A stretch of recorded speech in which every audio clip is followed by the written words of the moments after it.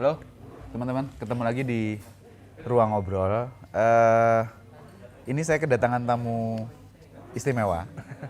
Ini adalah Mas Tamam. Sebentar. Nah, kalau kalian pernah atau sudah baca atau punya, nih Godam Putih Hitam. Ini adalah karyanya beliau, Mas Tanfis. Tapi ya kita manggilnya Tamam ya. Kita ngobrol-ngobrol nih soal ini Mam, nggak hanya Godam Putih Hitam gitu, tapi awal mulanya terlibat di sini gimana Mam? Nek kalau ini Bumi Langit atau komik secara umum? Komik di Godam Putih Hitamnya. Oh, Godam Putih Hitamnya. Di Bumi Langitnya. Jadi awalnya itu aku ini ya agak kurang paham ya, soalnya nek aku bisa masuk Bumi Langit itu seperti kayak ungkapan rezeki udah ada yang ngatur. Jadi aku sempet di Mangga Fest, jaga stand gitu. Terus tiba-tiba editor Bumi Langit, Mas Eki, tau nyamperin aku. Mam, mau nulis buat Bumi Langit nggak? Opo, mbok ya kenalan dulu. Aku dulu belum kenal. Kayak aktor atau aktris yang di casting langsung di tempat gitu ya. Kan orang umumnya kan kenalan dulu ya. Tiba-tiba mau nulis buat Bumi Langit nggak? Siapa? Tapi ya udah akhirnya ya bergulir. Terus akhirnya aku sempat dites dulu,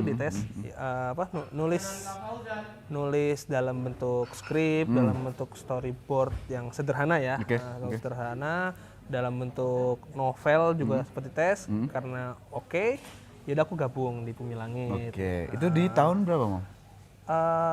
Aku gabung itu September 2019, jadi sebulan setelah film Gundala tayang. Sebulan Gundala itu Agustus, aku September gabung. Benar.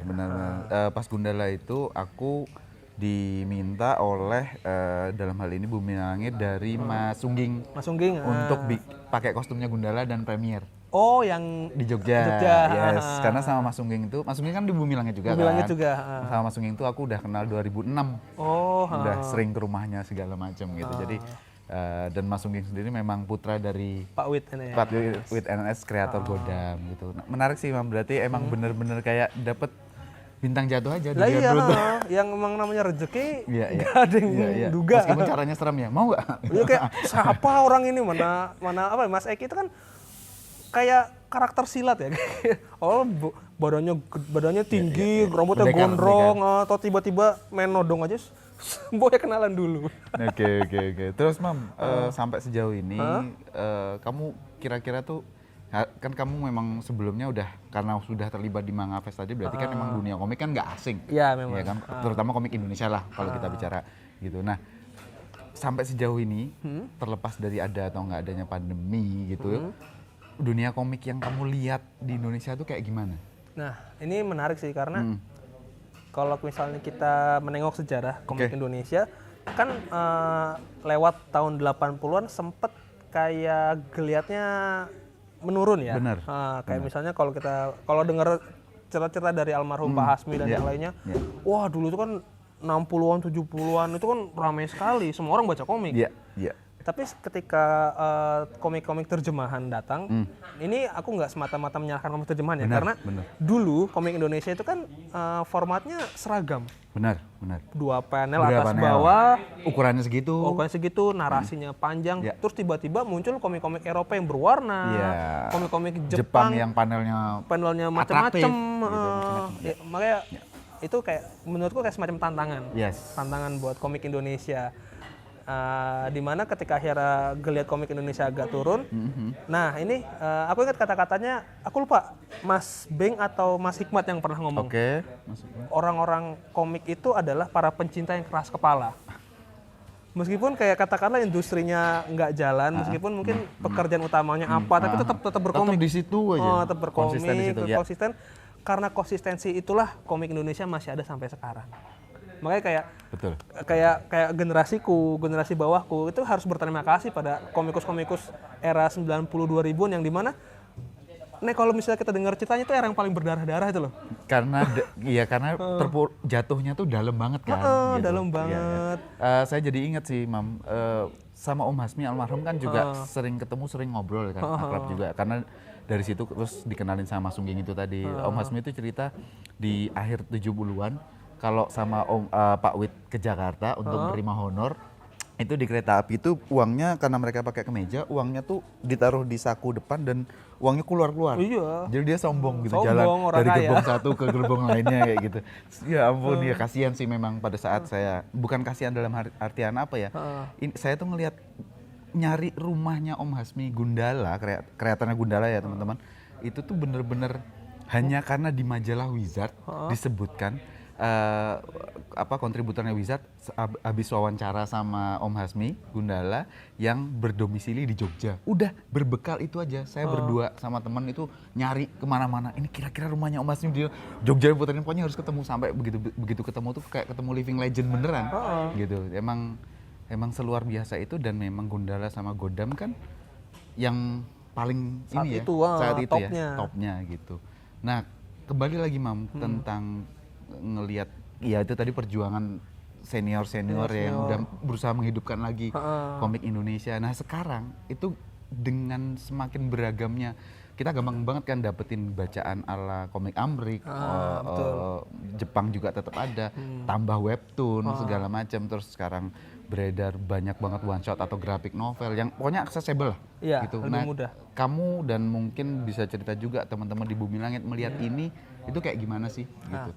Mungkin ngelanjutin ya, dengan banyaknya komik terjemahan masuk sehingga referensi kita semakin luas, semakin banyak. Jadi kalau misalnya ada yang bilang komik Indonesia seperti apa, komik Jepang seperti apa, komik Amerika seperti apa, itu gaya gambar tuh udah nggak relevan lagi. Betul. Sudah tidak relevan. Yang jadi membedakan antara komik Indonesia, komik Eropa, komik Jepang dan semacam itu ya nilainya. Oke, value-nya ya. Value-nya. Nah, misalnya contoh ya kayak komik Godam misalnya. Yes. Mungkin orang ketika lihat gambarnya Mas Ervan di sini ada yang bilang, "Oh, ini gambarnya Jepang banget." Atau gambarnya mungkin ya gitulah. Hybrid lah. Hybrid. Nah, kalau misalnya kita baca lebih dalam, ini settingnya adalah pinggiran kota Jakarta. Karakter utamanya adalah sopir truk yang mungkin udah sering kemana-mana. Basically dia kelahiran Jogja. Gaya bagaimana cara karakternya ngomong, bagaimana si namanya sopir truk pasti makannya di warteg lah segala macam. Benar. Dan karakter-karakter lainnya misalnya kayak Tira ini anak jaksel banget yang kalau ngomong gambung-gambung bahasa Inggris. Itu yang akan membedakan antara mana komik Indonesia, mana komik luar. Ada value yang cuma ada di sini. Iya. Value dan konten ibaratnya di daftar menunya ya adanya cuma di sini gitu. Dan ini mudah-mudahan udah pada banyak yang baca ya. Mudah-mudahan. Harusnya banyak baca. Sedikit spoiler aja ya, kayak misalnya Godam dan Culika di komik-komiknya Pak Wit yang lama itu kan sering berseteru dan si Culika ini kalah terus. Bagaimana cara Culika mengalahkan Godam? Udah ada di komik ini sih. Ya mudah-mudahan tidak spoiler itu ya.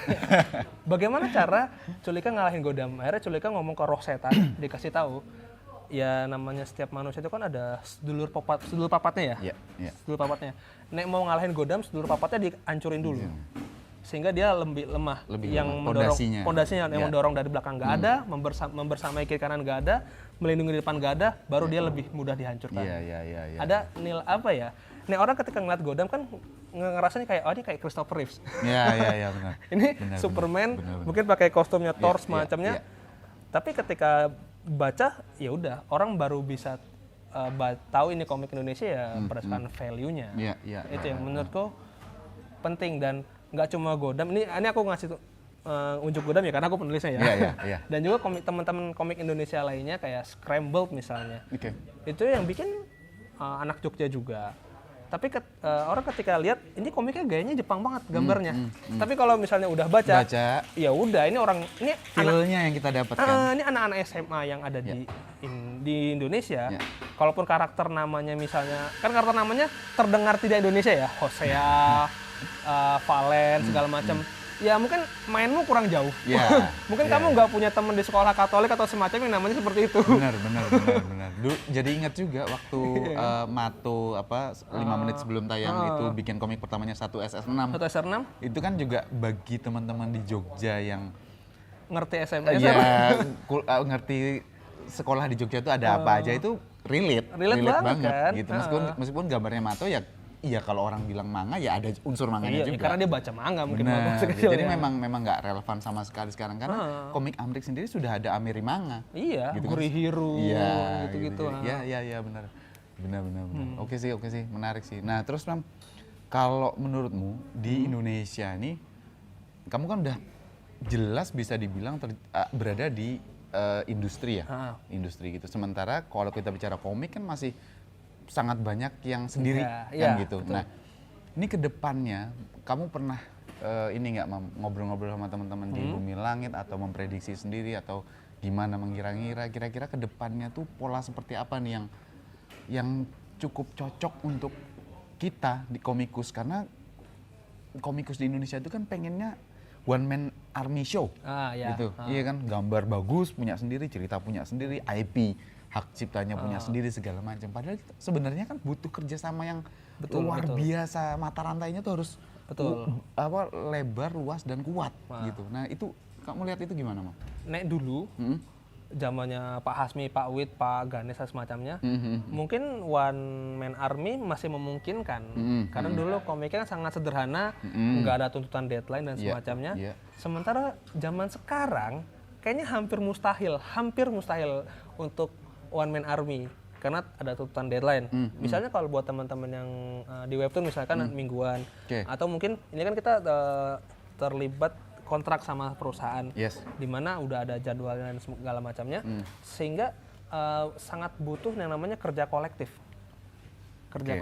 dan harapan kedepannya ibaratnya kayak komikus itu udah nggak lagi satu orang, tapi ada semacam spesialisasi. Misalnya aku penulis, mungkin nanti ada yang namanya line artist yang menggambar, atau mungkin penciler kayak Mas Ardiansyah itu kan penciler. Nanti ada yang ngewarnain coloris. Atau ada yang mungkin lebih jago untuk tata letaknya jadi letterer.